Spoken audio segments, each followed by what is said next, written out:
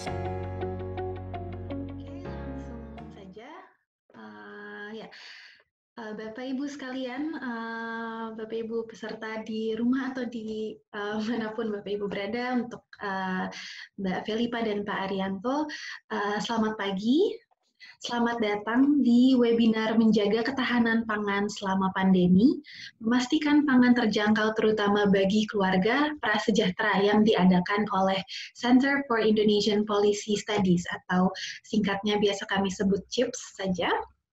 Saya Patricia Kando, saya sebagai host pada webinar ini. Semoga Bapak Ibu semua dalam keadaan sehat, terutama di tengah wabah virus COVID-19 ini ya. Bapak Ibu telah hadir bersama kami, peserta dari berbagai sektor atau bidang, diantaranya ada dari pihak kementerian, sesama think tanks atau lembaga riset, bidang industri, rekan-rekan media, dan lain-lain. Terima kasih banyak atas kehadirannya. Dan sebagai informasi juga untuk rekan-rekan media, setelah webinar ini akan kami kirimkan press release. Saya mau minta bantuan Bapak Ibu sekalian untuk mengisi daftar hadir. Linknya tertera di chat pada aplikasi Zoom ini. Mungkin nanti akan di-share sekali lagi sama co-host di webinar ini. Bisa di copy paste Katli Chips Event 3 April. Baik, sedikit saja mengenai agenda pada webinar ini yang kurang lebih akan berlangsung selama 30 menit. Kita akan mendengarkan paparan dan diskusi oleh kedua pembicara kita. Yang pertama adalah Bapak Arianto Patunru, ekonom Indonesia Project Australian National University, yang juga merupakan anggota Dewan Pengawas Center for Indonesian Policy Studies. Dan yang kedua, Mbak Felipa Amanta, pembicara dan juga yang akan memimpin diskusinya. Mbak Felipa adalah seorang peneliti ketahanan pangan dan agrikultur di Center for Indonesian Policy Studies. Juga Bapak Ibu sekalian, diskusi ini akan dilanjutkan oleh sesi tanya jawab. Nah, untuk sesi tanya jawabnya nanti di sekitar 10 menit terakhir, Bapak Ibu cukup memasukkan pertanyaan pada portal Q&A pada layar Zoom di bawah tengah, jadi nanti Bapak Ibu bisa lihat di bagian bawah layar ada Q&A, dan mohon untuk tidak memasukkannya di kolom chat. Supaya bisa terlihat jelas yang mana yang Q&A gitu. Dan untuk webinar kali ini, meskipun Zoom memiliki fitur raise hand, untuk webinar ini tidak akan kami gunakan. Dan selain itu, video untuk peserta tidak ada, begitu juga dengan audio, jadi nanti interaksinya akan lewat Q&A karena keterbatasan durasi. Dan juga ya mungkin supaya Bapak Ibu nggak bingung, di bawah di layar ada juga rekan saya Dahlia Ramya dari CIPS juga. Dahlia sebagai co-host di sini yang juga akan membantu kami dari segi teknis. Baik, itu saja. Kalau begitu, kalau di webinar nggak ada tepuk tangan ya, jadi langsung saja saya serahkan panggung virtualnya ke Mbak Felipa Amanta. Silakan Mbak Felipa. Baik, terima kasih banyak Patricia. Terima kasih juga kepada Bapak dan Ibu yang sudah menyempatkan hadir secara virtual bergabung bersama kami dalam webinar hari ini. Hari ini saya mau mulai diskusi dengan mungkin izin memaparkan beberapa data yang kami miliki mengenai sektor pertanian dan juga outlook ketahanan pangan Indonesia, terutama selama masa-masa pandemi tersebut. Saya share screen dulu sekarang.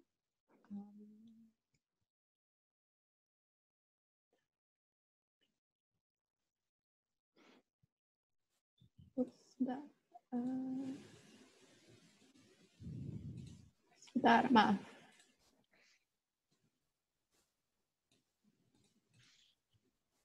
Oke, jadi yang mau saya share adalah berita ini, yaitu Ini menyambung mengenai pertanyaan yang kita semua punya, akankah stok pangan kita aman, terutama selama ada COVID-19 ini, dan juga selama kita juga mau menjelang bulan Ramadan.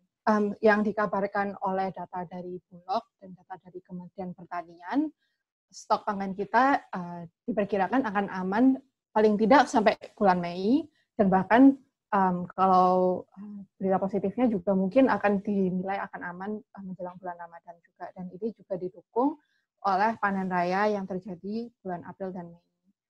Namun masalahnya kita juga tidak tahu pandemi ini akan berlangsung berapa lama. Semakin lama pandemi ini berlangsung, maka semakin besar juga penyebaran virus yang akan mendisrupsi rantai pasok pangan semakin besar juga. Saya mau berbagi estimasi dari model yang dilakukan oleh Profesor Warwick McKibben dan juga Roshan Fernando dari Center for Applied Macroeconomic Analysis, Australian National University. Para pakar ekonom ini memperkirakan ada beberapa skenario-skenario yang terjadi, dan masing-masing skenario ini memperhatikan tingkat penyebaran, tingkat severitas penyebaran corona, maupun juga tingkat disrupsi terhadap ekonomi. Dan di skenario-skenario yang bisa dilihat, ada kemungkinan bahwa hasil produksi sektor pertanian akan berkurang dari sekitar 1,64% hingga yang paling parah kemungkinan bisa sampai menurun sebesar 6,2% dari yang seharusnya terjadi. Disrupsi ini disebabkan karena rantai distribusi yang tidak efektif, terutama jika ada logistik dan fasilitas yang akhirnya terhambat karena adanya pengurangan aktivitas sosial, namun juga dapat disebabkan karena faktor produksi yang melemah, contohnya salah satunya juga tenaga kerja. Ada kemungkinan mengenai tenaga kerjaan di sektor pertanian dapat turun sekitar 1,63% hingga 4,87% di skenario-skenario yang disimulasikan ini. Hal ini kalau misalnya dilihat secara nyata terjadi karena kemungkinan penyebaran hingga sampai ke desa-desa yang juga akhirnya berdampak terhadap petani yang kemudian mungkin tidak bisa kerja. Selain selain di isu ketenaga kerjaan, investasi di sektor pertanian juga tentunya akan ikut menurun, yaitu investasi di sektor pertanian berpotensi menurun sekitar 2% hingga 3,7% akibat dampak corona ini. Karena penurunan seperti ini, tentunya pasokan domestik pangan kita juga akan ada hambatan yang akhirnya bisa memicu kekurangan stok pangan yang kemudian berdampak juga kepada harga.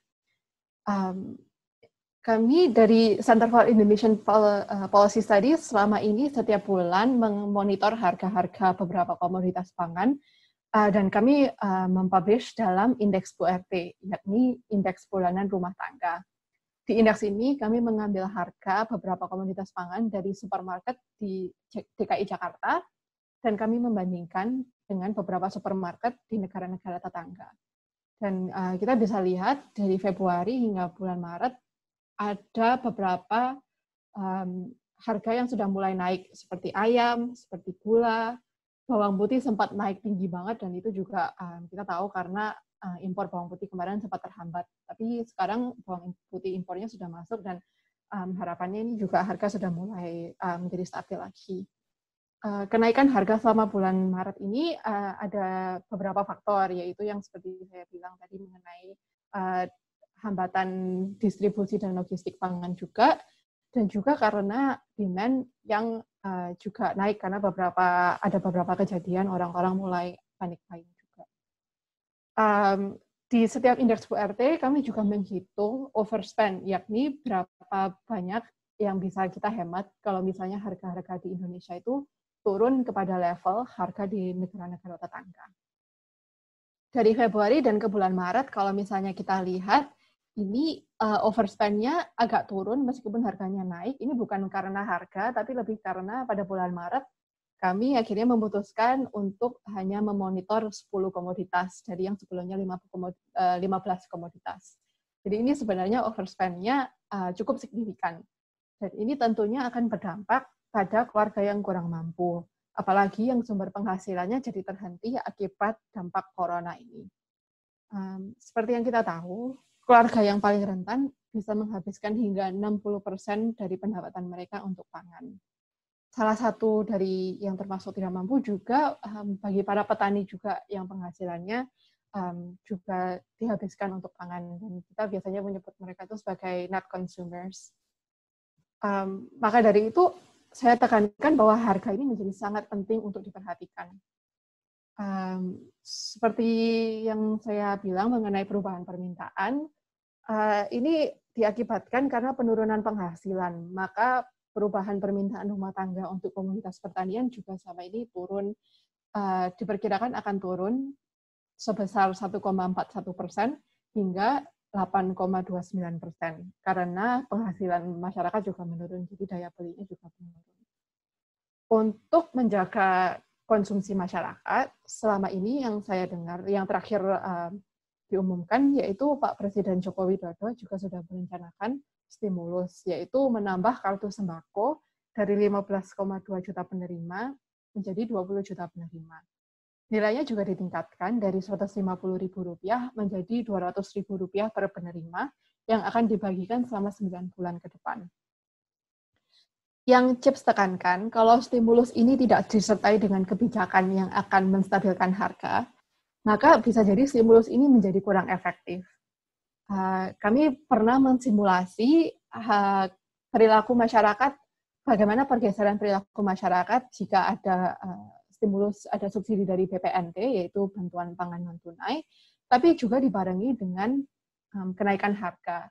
Dan kita melihat bahwa jika harga beras dan harga telur naik, meskipun ada BPNT, perilaku konsumsi masyarakat juga akan ada shift. Jadi mereka akan lebih banyak mengkonsumsi beras dan mengurangi konsumsi telur.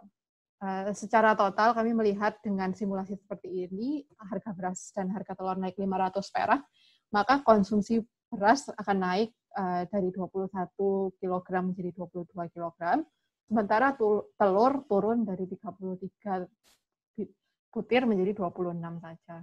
Padahal telur juga berguna, apalagi saat ini justru kita sangat membutuhkan konsumsi yang beragam untuk menjaga imunitas daya tahan tubuh. Data-data ini, yang simulasi ini dihasilkan oleh kolega kami, Ilman, dari paper dampak tingginya harga pangan terhadap bantuan pangan non-tunai yang bisa diunduh melalui halaman ini, bisa scan QR code-nya, atau juga bisa langsung ke website Chips, atau bisa ke link ini, dan Anda bisa mengunduh dan melihat langsung simulasi yang dilakukan dan data yang ada. Sebagai salah satu kebijakan untuk menstabilisasi harga pangan, salah satu langkah kebijakan yang dapat diambil adalah dengan cara memudahkan impor, terutama karena kita yang lihat tadi juga bahwa produksi domestik juga berpotensi akan turun. Masalahnya, impor-impor beberapa komoditas pangan saat ini sangat terhambat. Beberapa hambatan yang ada seperti pengurusan surat persetujuan impor. Contohnya saja daging sapi. Daging sapi, segala persyaratan membutuhkan sekitar 32 hari kerja. Jadi perkiraan menurut peraturan. Kadang-kadang di lapangan yang terjadi adalah jauh lebih lama dari itu, berbulan-bulan. Seperti yang kita lihat juga di komoditas gula dan komoditas bawang putih, bisa berbulan-bulan. Sebagai langkah rekomendasi kebijakan, Chips menghimbau supaya hambatan-hambatan perdagangan ini bisa dibebaskan, terutama di masa pandemi. Karena di masa-masa corona ini kita membutuhkan langkah yang tegas dan sigap. Jadi jangan sampai ketika kita butuh impor, terhambat oleh proses birokrasi yang semakin rumit ini. Mungkin untuk menjelaskan lebih jauh mengenai kondisi perdagangan pangan di Indonesia dalam konteks global juga, saya akan bertanya-tanya dan diskusi ke Pak Aco, menyerahkan Pak Aco yang bisa memberikan sedikit analisa mengenai bagaimana sih situasi perdagangan sekarang dan bagaimana Indonesia bisa merespon. Silakan Pak Aco. Terima kasih Pipa. Selamat pagi semua, Bapak Ibu sekalian di Jakarta. Senang sekali bisa bergabung dengan webinarnya Chips. Saya kira sebagian besar data-data dan angka sudah dijelaskan oleh Pipa dengan baik, jadi saya hanya menambahkan beberapa hal saja, termasuk perkembangan terkini di dunia global. Jadi kalau pada tahun 2009 ketika terjadi krisis keuangan global, ketika itu output global turun sebesar 0,1%, volume perdagangan dunia sempat amblas sampai 13%. Nah, beberapa estimasi sekarang menunjukkan bahwa dengan krisis COVID-19 ini, kita perkirakan output global akan turun sebesar 20%.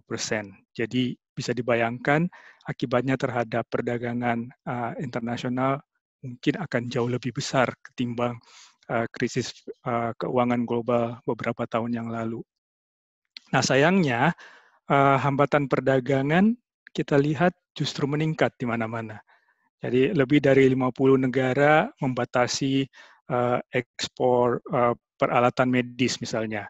Kemudian kelompok G20, G20, negara-negara dengan perekonomian terbesar di dunia, termasuk Indonesia, dalam KTT mereka minggu lalu, online untuk pertama kalinya, ternyata juga tidak menunjukkan komitmen untuk menjaga perdagangan dunia. Tidak ada pernyataan yang jelas di dalam KTT tersebut. Maka dengan begitu, besar sekali kemungkinan perdagangan dunia memang akan sekali lagi terpuruk, dan kali ini sayangnya mungkin jauh lebih besar ketimbang masa krisis keuangan 2007-2008 yang lalu. Nah, lantas bagaimana dengan kondisi di Indonesia? Saya kira perekonomian memang pasti akan tertekan ya. Nah, tekanan ini datang dari dua sisi, yaitu sisi permintaan dan sisi penawaran. Nah, demand atau permintaan kurang karena orang tidak keluar belanja, tidak ada rekreasi, tidak ada piknik dan seterusnya. Sementara di sisi lainnya, sisi penawaran juga drop, penawaran berkurang karena banyak kegiatan produksi menjadi terhambat, tentu saja. Nah, yang perlu kita cermati dalam hal makanan, misalnya seperti yang disampaikan oleh Pipa tadi, tekanan di sisi penawaran itu akan kemungkinan besar akan jauh lebih besar daripada tekanan di sisi permintaan untuk makanan terutama. Kenapa? Karena walaupun orang tidak bekerja atau walaupun orang terisolasi, karantina dan seterusnya, mereka tetap butuh makan. Kalau istilah ekonominya, elastisitas permintaan untuk makanan itu kecil. Artinya dengan kondisi apapun, kebutuhan akan makanan itu ada level di mana itu tidak bisa untuk tidak dipenuhi. Jadi tekanan dari sisi permintaan kemungkinan akan lebih kuat. Nah, karena itu penting sekali untuk memastikan bahwa suplai makanan itu tidak terhambat. Nah, Pipa tadi sudah sampaikan, sudah bilang bahwa kemungkinan sampai Mei atau Juni stok beras masih aman, ya. Namun kita tidak tahu sampai kapan krisis COVID-19 ini berlangsung. Karena itu kita perlu memikirkan mekanisme impor yang lebih mudah, kemudian juga memikirkan logistiknya, dan tentu saja ini bukan hanya mengenai beras saja, tapi juga bahan makanan yang lain. Kegagalan mengantisipasi hal ini, masalah-masalah ini, bisa memperparah kondisi perekonomian secara keseluruhan. Benar seperti Pipa katakan dan kita lihat juga di media dan di TV seterusnya, bahwa pemerintah, kita appreciate, pemerintah telah memberikan bantuan untuk menghadapi krisis ini. Nah, bantuan itu mungkin bisa menjaga agar semua rumah tangga bisa memenuhi kebutuhan pokoknya. Tetapi jika akses kepada makanan dan bahan pokok esensial lainnya terhambat, keefektifan program tersebut bisa terkikis. Jadi sayang sebenarnya. Nah, jika stok makanan tidak dapat mengikuti permintaan, jadi penawaran tidak bisa menyamai laju permintaan, maka tentu saja harganya akan naik. Ya. Ini yang perlu diantisipasi. Juga jika harga pangan naik, maka inflasi secara keseluruhan bisa terangkat naik. Kenapa? Karena komponen makanan di dalam keranjang inflasi itu besar pengaruhnya, cukup signifikan. Walaupun mungkin tidak secepat dalam kondisi biasa. Ini sekarang kondisi luar biasa, ya. Mengingat permintaan untuk komoditi non makanan tampaknya memang akan sedikit tertahan sehubungan dengan work from home, kerja dari rumah, tidak jalan dan lain sebagainya. Dengan demikian, berdasarkan pemaparan itu, beberapa hal yang ingin saya tekankan kembali. Pertama, kurangi hambatan perdagangan, seperti yang Pipa katakan tadi. Kedua, perlu perbaikan di dalam manajemen logistik. Ya, kita perlu memikirkan bagaimana supaya suplai bisa sampai ke rumah tangga, truk-truk tetap bisa berfungsi, tetapi tetap mengindahkan anjuran pemerintah untuk menjaga jarak. Bagaimana kita memikirkan supaya gudang tetap terisi, kemudian akses ke bahan makanan tetap terjaga. Yang terakhir, perlu dipikirkan bentuk sistem cadangan pangan darurat atau emergency food reserves. Ini bisa kita lakukan sendiri, tapi bisa dan sangat dianjurkan untuk bekerja sama dengan negara lain. Ada misalnya inisiatif yang disebut East Asian Emergency Rice Reserves atau ASEAN Plus 3 Emergency Rice Reserves. Itu sudah ada wadahnya, cuma memang belum dimanfaatkan dengan baik. Jadi saya kira Indonesia sebagai salah satu leader dalam ASEAN bisa mencoba mendorong inisiatif ini kembali. Saya kira itu, Pipa, beberapa hal yang ingin saya sampaikan. Baik, terima kasih banyak Pak Aco atas paparan dan juga atas beberapa poin-poin rekomendasi kebijakan yang sudah sangat jelas. Mungkin kita langsung bergerak cepat ke question and answer aja. Untuk Bapak-Bapak dan Ibu-Ibu yang memiliki pertanyaan, bisa silakan memasukkan di tombol question and answer yang di bawah dan bisa mengetik dan kami akan menjawab. Mungkin langsung aja Pak ke pertanyaan yang pertama. Kita memiliki beberapa komentar dan pertanyaan dari Yuana Laksana. Mungkin saya bacakan sebentar. Bahwa dalam gugus tugas COVID-19 yang dibentuk Presiden, Menteri Pertanian tidak masuk sebagai anggota. Baru ada statement Presiden tentang suplai pangan yang juga barusan di-post juga, saya lihat tadi di Instagram. Belum ada pertanyaan tegas tentang jaminan kelangsungan kegiatan petani dan produksi pertanian di industri. Seberapa serius pemerintah menempatkan sektor pertanian dalam situasi COVID saat ini dan pemulihan ekonomi masyarakat nantinya. Ada komentar juga bahwa Kementan perlu lebih aktif berkomunikasi ke Presiden dan KL lain agar pertanian lebih diperhatikan. Itu komentar dari Bu Yuana Laksana. Mungkin saya jawab sedikit juga karena kebetulan kami dari CIPS kemarin baru diundang juga oleh gugus tugas COVID-19 yang dipimpin BNPB dalam rapat strategis yang kebetulan ada Kementerian Pertanian juga. Jadi koordinasi dengan Kementerian Pertanian sudah ada bersama gugus tugas untuk menjamin pasokan pangan. Tapi juga untuk masalah pangan ini mungkin butuh koordinasi seperti yang Pak Aco bilang juga, bukan cuma dari Kementerian Pertanian, tapi juga ada Kementerian Perdagangan, dari Perdagangan. Jadi ada komponen dimensi itu juga. Mungkin Pak Aco ada yang mau ditambahkan lagi terkait gimana sih caranya gugus tugas sebagai yang memimpin ini untuk mengkoordinasikan ini?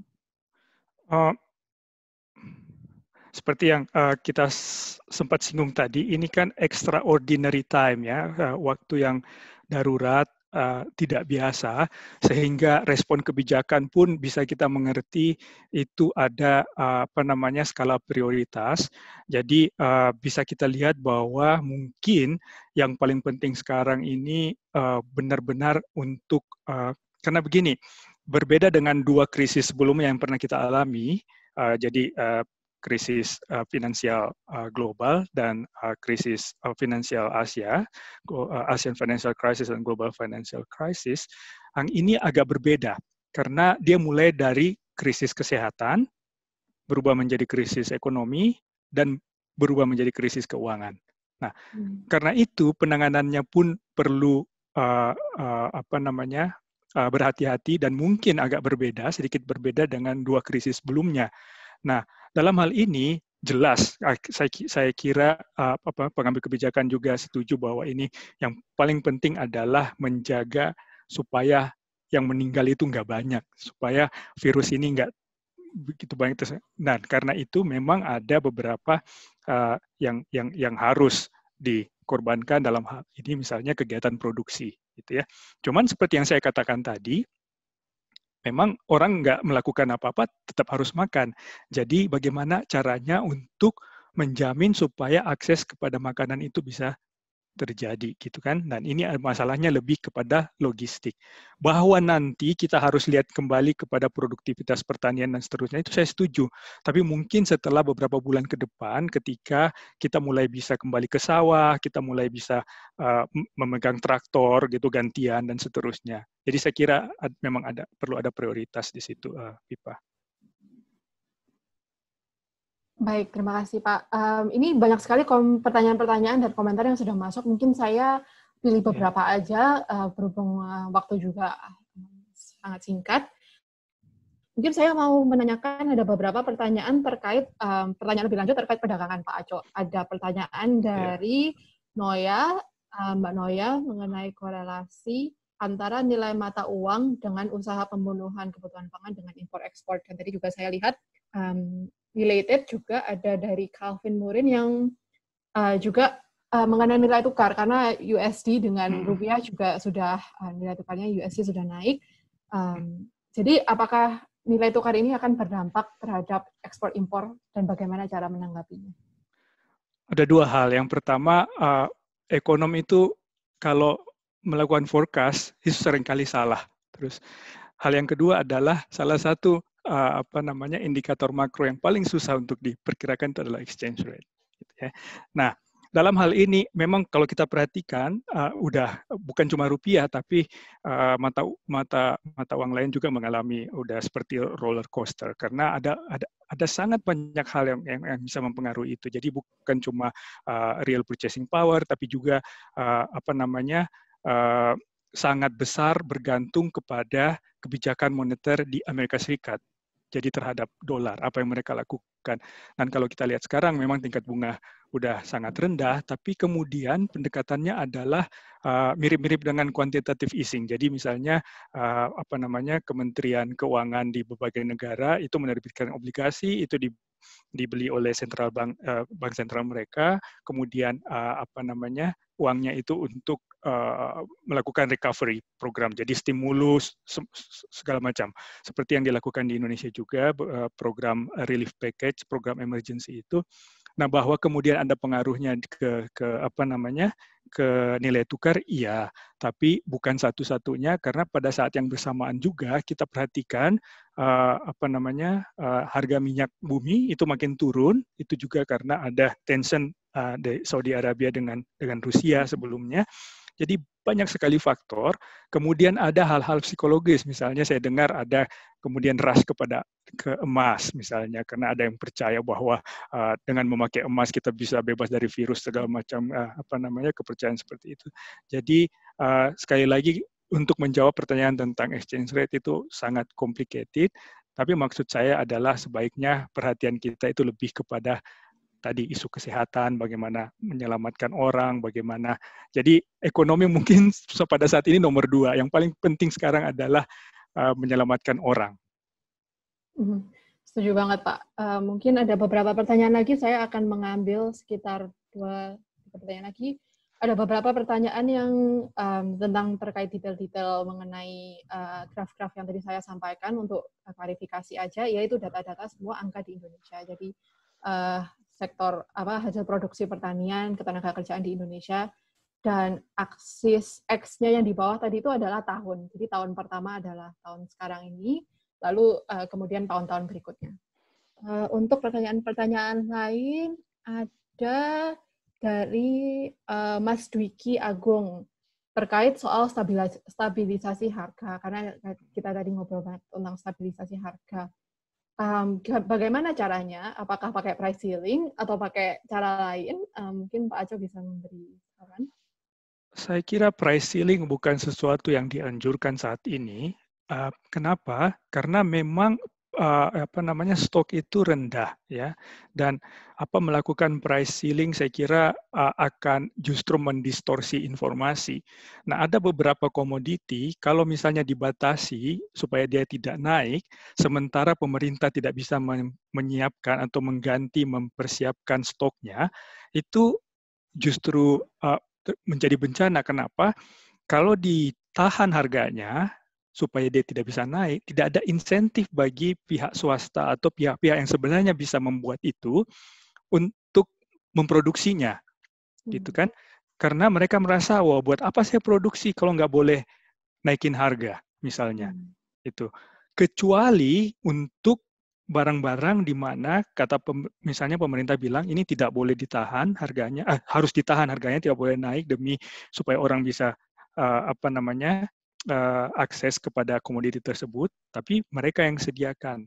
Nah, untuk contoh seperti inilah tadi misalnya kita bicara tentang beras atau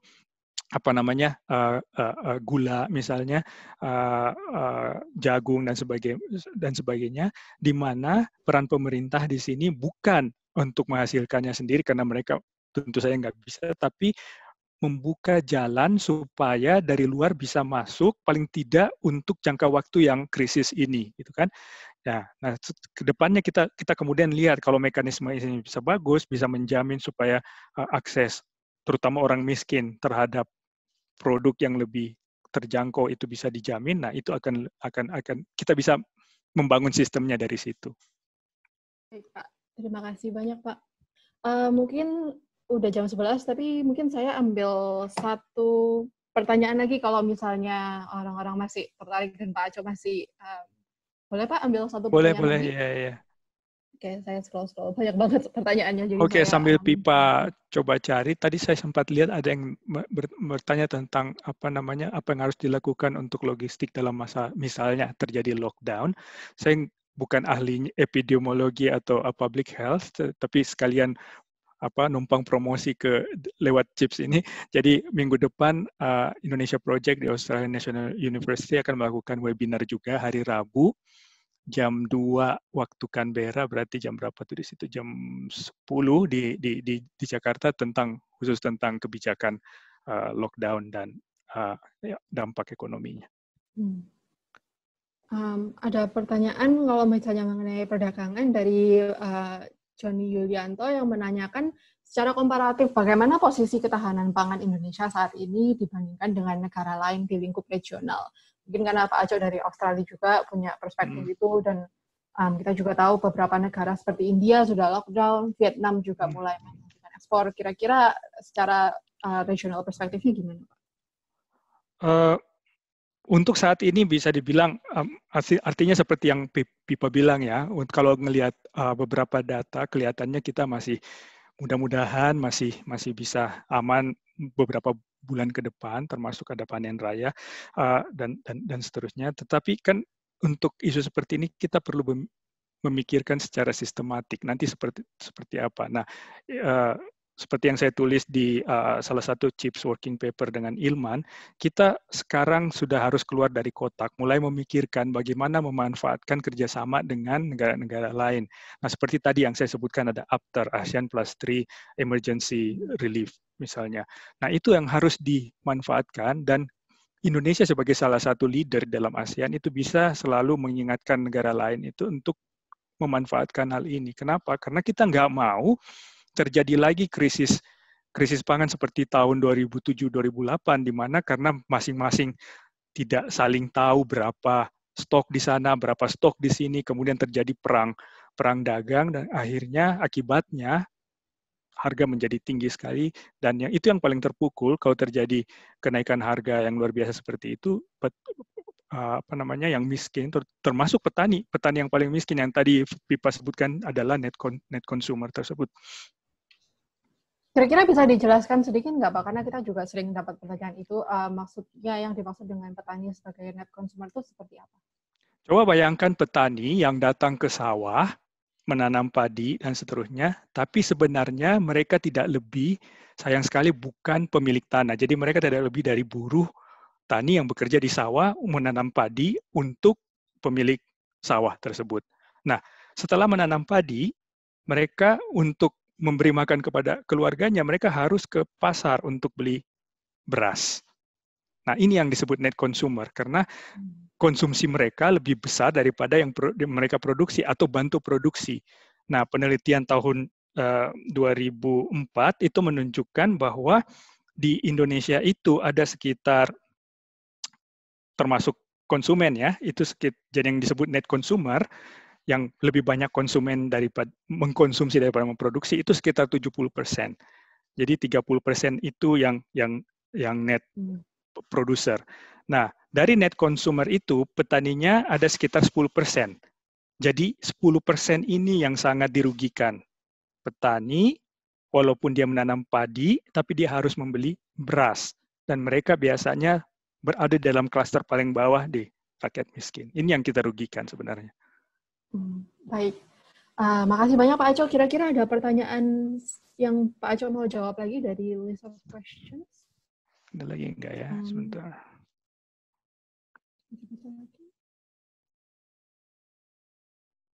Banyak sekali komentar-komentar tentang kesejahteraan petani yang seperti tadi Pak Aco sudah bilang, dengan perdagangan pangan luar. Mungkin kalau ada yang menarik, maaf sekali karena memang waktunya sangat terbatas. Oh, ada dari Richard Borsuk, question in English, if that's okay. What is a bigger worry, food supplies or food prices, as purchasing power will obviously be bettered by COVID? Saya kira, jadi pertanyaannya adalah yang mana yang lebih penting untuk dipikirkan, persediaan makanan atau harganya, mengingat kemampuan atau daya beli dari masyarakat itu pasti akan terpukul oleh krisis COVID ini.